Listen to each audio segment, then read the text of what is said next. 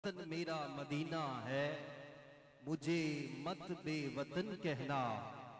मुझे आवाज जब भी देना, गुलामे पंजतन कहना। मुझे आवाज जब भी देना, गुलामे पंजतन कहना। जो भी दरे बतूल के मंगतों में आ गया, जो भी दरे बतूल के मंगतों में आ गया, समझो कि वो हुजूर की नजरों में आ गया। समझो कि वो हुजूर की नजरों में आ गया। इसलिए कि हिजाबो अजमत से इज़्न लेकर मैं शाने बिनते रसूल लिखूं। हिजाबो अजमत से इज़्न लेकर मैं शाने बिनते रसूल लिखूं।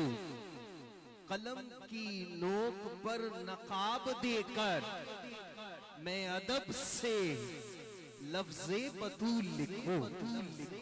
कलम की नोक पर नकाब देकर हया की मलका, वफा की आयत, हिजाब की सलसबील ज़हरा, कहीं है माफूजियत का साहिल, कहीं शराफत की झील ज़हरा।